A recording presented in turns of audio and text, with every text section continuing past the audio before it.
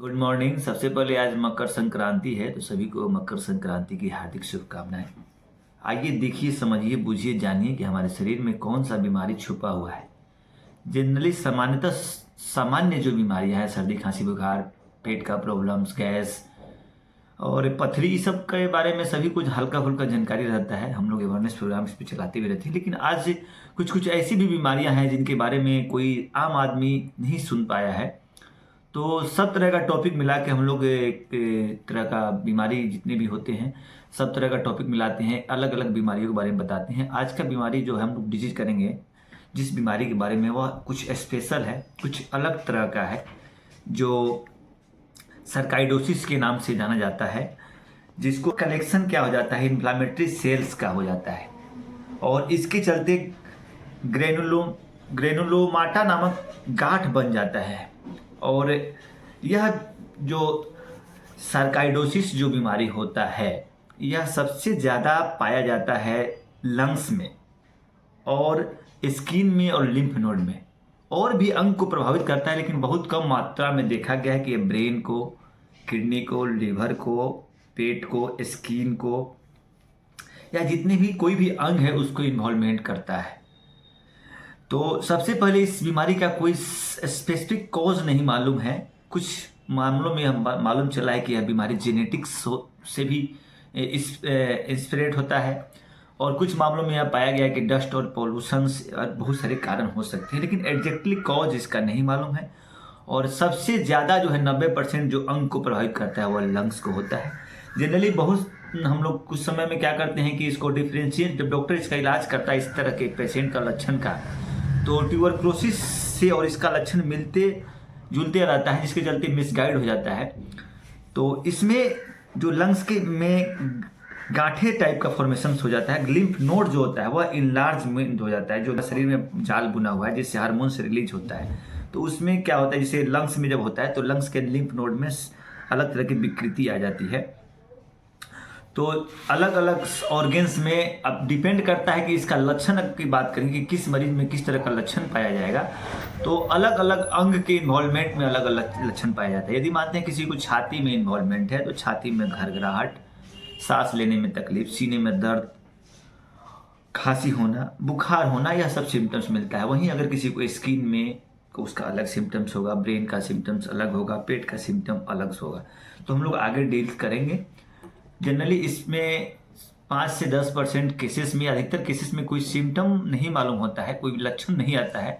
जब बीमारी पूर्ण रूप से शरीर में घर कर लेती है तो कभी कभी रूटीन चेकअप वगैरह जो होता है उसमें पता चलता है।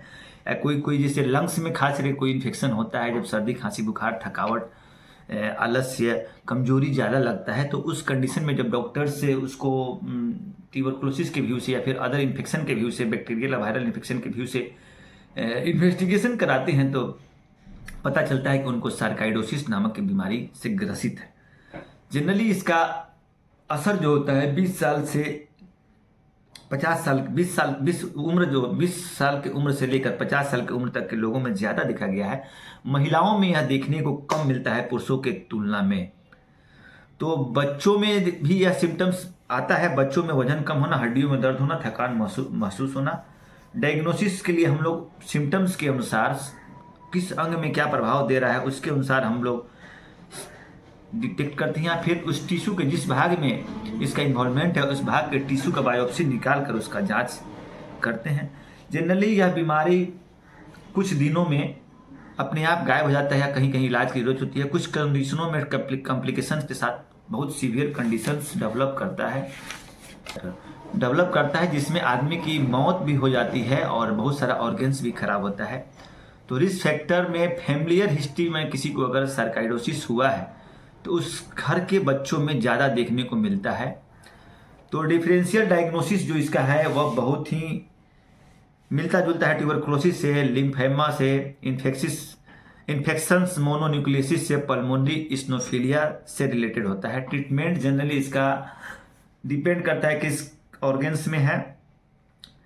आइबुप्रोफेन, NSAID, प्रेडिसोलोन, कार्टिसोन, यह सब ट्रीटमेंट में होता है। प्रोग्नोसिस इसका 1 to 7% है। मोर्टेलिटी रेट है, यानी कि 7% मोर्टेलिटी रेट है इस बीमारी का।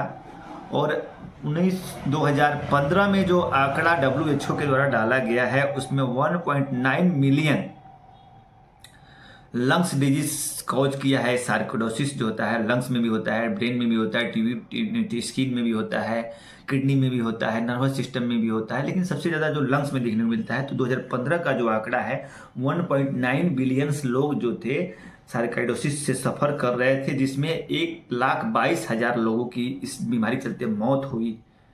तो इसका कारण अज्ञात है। सबसे बड़ा चीज़ है कि इसके कारण एग्जैक्टली शुरू में कोई सिम्टम्स दिखाई नहीं देता है।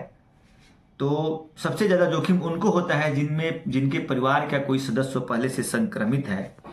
तो अब हम लोग आगे जानेंगे कि क्या क्या इसका और सब लक्षण है, क्या क्या सिम्टम्स है, क्या है।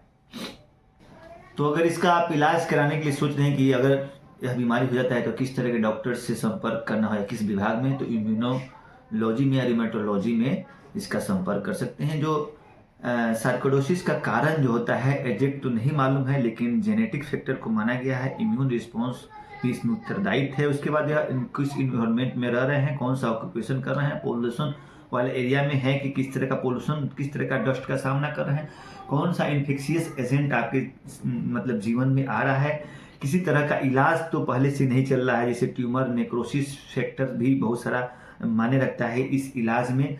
कोई माइकोबैक्टीरियम ट्यूबरकुलोसिस का इन्फेक्शन वगैरह का ट्रीटमेंट, अगर आपको इन्फेक्शियस एजेंट कभी आपके शरीर में आया है, जैसे माइकोबैक्टीरिया का, फंगाई का, रिकेट्स का, तो यह डिजीज उनको होने का चांस ज़्यादा होता है। और यह ऑर्गन कभी कभी एक ऑर्गन से दूसरे ऑर्गन में ट्रांसफर भी करने को देखने को मिला है, और मेटास्टेटिक्स भी देखने को मिला है। खुद करके ऑटो इम्यून पेशेंट में भी यह अपना प्रभाव छोड़ता है। अब हम लोग जानेंगे सिम्टम्स क्या क्या होता है। तो सिम्टम्स मैंने बताया कि यह डिपेंड करता है कि आपको किस अंग को प्रभावित किया है बीमारी। यदि उस बीमारी के अनुसार हम लोग अलग अलग बीमारी के अनुसार अलग अलग सिम्टम्स देखेंगे कि किस अंग में कौन सा प्रभावित किया है। जनरली 85% केसेस में हम लोग देखते हैं कि लंग्स को यह प्रभावित करता है। तो जब लंग्स को प्रभावित करता है तो लंग्स का सिम्टम्स आएगा। जनरली सामान्यतः इसमें सारे सिम्टम में lack of energy, weight loss, किसी का वजन कम हो रहा है, जॉइंट्स में पेन है, आर्थराइटिस डेवलप कर रहा है, आँख सूजा ड्राई आई है, नी जॉइंट में स्वेलिंग है, ब्लर्ड विजन है, सांस लेने में तकलीफ है, खांसी है, हिकिंग कफ है। सार्कोइडोसिस जो होना कभी कभी साइकोलॉजिकल डिसऑर्डर की तरफ भी, साइकोलॉजिकल डिस्ट्रेस की तरफ भी इशारा करता है, जिसमें आपको एंजाइटी का सिम्टम आता है, डिप्रेशन का सिम्टम्स आता है, जो एसोसिएट विथ फटीगो, जो थकान, कभी कभी इतना थकान महसूस होता है कि आपको आराम करने के बाद भी इसमें थकान महसूस, मतलब हम लोग कभी कभी थके हुए रहते हैं और थोड़ा सा सो लेते हैं तो थकान दूर हो जाता है, लेकिन जो इस बीमारी में सोने के बाद भी थकान हमेशा बना रहता है, यह एक सबसे महत्वपूर्ण और मेन सिम्टम्स है। रिस्पिरेटरी ट्रैक इन्फेक्शंस में यदि लंग्स में इसका इन्फेक्शन हुआ, जो मोस्ट कॉमन है, तो सबसे पहले जान लीजिए कि 90% जितने भी सार्कोइडोसिस का इन्फेक्शन होते हैं वो 90% लंग्स में होता है।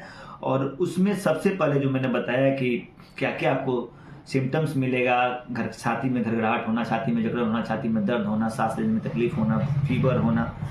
और यदि इसका सही समय पर इलाज नहीं हुआ, यदि सही समय पर पता नहीं लगा, बहुत क्रोनिक केसेस में हो गया, तो फाइब्रोसिस डेवलप कर सकता है, जो फोर्थ स्टेज होता है, जिसमें फाइब्रोसिस के बाद आदमी का लंग्स डैमेज हो सकता है। तो इस चीज़ को समझना जरूरी पड़ेगा। जनरली यह क्या करता है, कौन कौन सा लंग्स का ऑर्गन्स को इन्वॉल्व करता है, तो है ब्रोंकस को, स्मॉल ब्रोंकस को, एल्वोलाई को और स्मॉल ब्लड वेसल्स को जनरली ज़्यादा चपेट में लेता है यह जो बीमारी है। और एक्यूट और सब एक्यूट इन्फेक्शन भी देखने को मिला है। किसी किसी में अगर बीमारी का पता नहीं चलता है तो क्रोनिक इन्फेक्शन भी देखने को मिलेगा।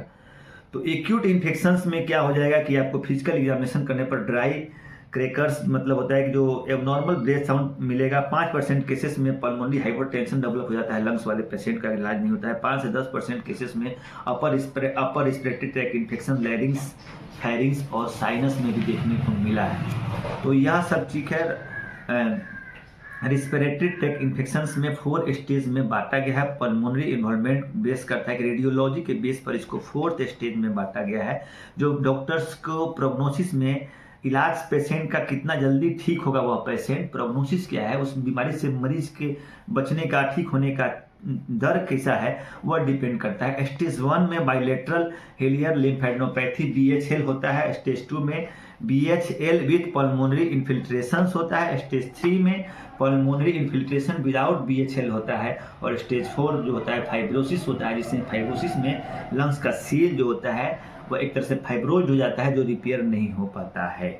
स्किन में आइएगा, अदर ऑर्गन्स में बताया कि अलग अलग सिम्टम्स प्रस्तुत करेगा। तो स्किन में आने पर क्या होता है कि स्किन में यदि लंग्स के बाद कोई दूसरा सबसे बड़ा अंग प्रभावित होता है तो वह स्किन होता है।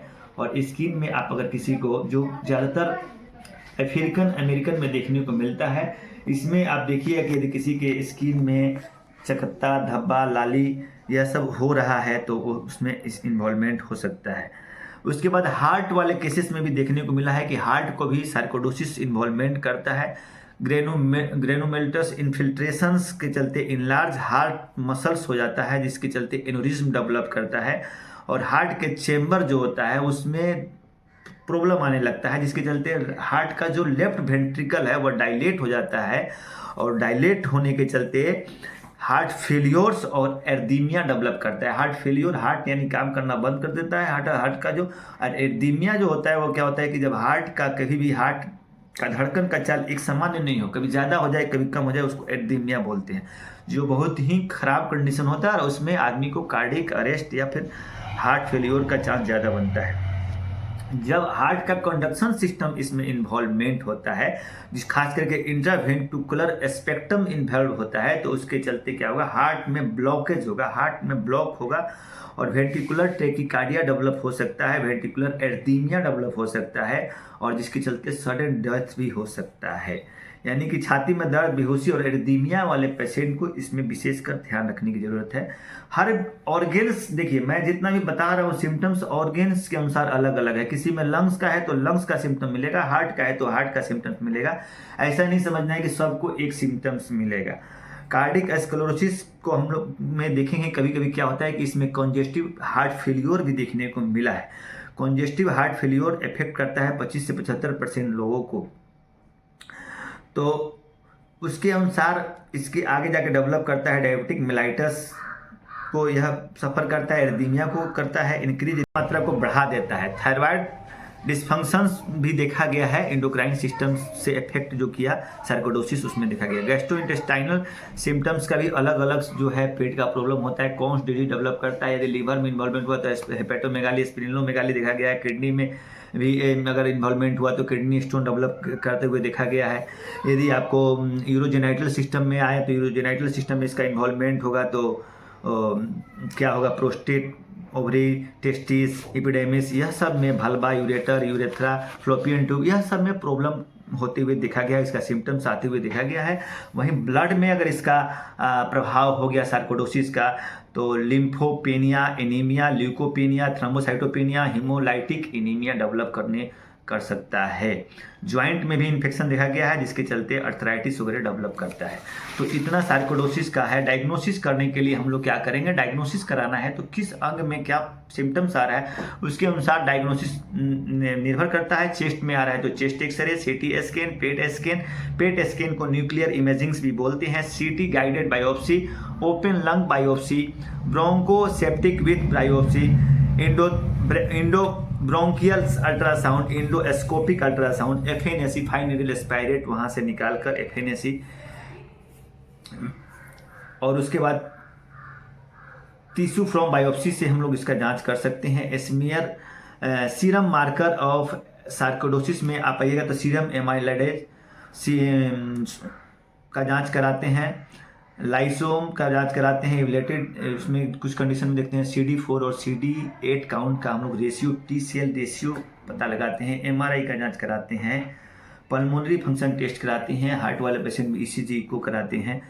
डिफरेंशियल डायग्नोसिस इसका क्या है कि यदि ठीक ठाक से इसका इलाज नहीं हुआ तो metastatic disease, lymphoma, septic emboli, rheumatoid nodules, tuberculosis यह हो सकता है। ट्रीटमेंट में जैसा सिम्टम्स आता है कहीं कहीं ट्रीटमेंट में किताब में दिया है, गाइडलाइन में NSAID, ब्रूफेन ग्रुप का ग्लूकोकार्टिसोइड, कार्टिकोस्टेरॉइड, प्रेडनिसोलोन इस्तेमाल किया जाता है। स्पेसिफिक ऑर्गन ट्रीटमेंट, जिस ऑर्गन्स में इन्वॉल्वमेंट है उसके अनुसार, जो लीवर में है तो यूडी लीव वगैरह इस तरह का, जैसा कुछ एंटी मलेरियल, कुछ डॉक्टर लोग एंटी मलेरियल भी देते हैं, डिपेंड करता है डॉक्टर्स ट्रीटमेंट का। कभी भी डॉक्टर्स के निगरानी में हल्का जानकारी के लिए बताते हैं, ट्रीटमेंट्स कभी भी मोबाइल से सुनकर, किसी भी के वीडियो से सुनकर ट्रीटमेंट को नहीं फॉलो किया जाता है।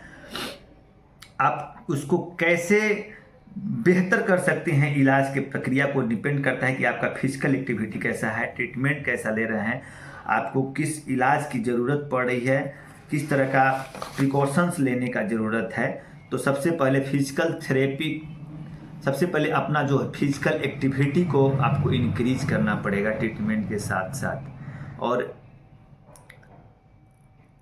अपने थकावट को दूर करने के लिए, अपने शरीर को इम्यूनिटी बढ़ाने के लिए जितना प्रयास कर सकते हैं उतना प्रयास करना है।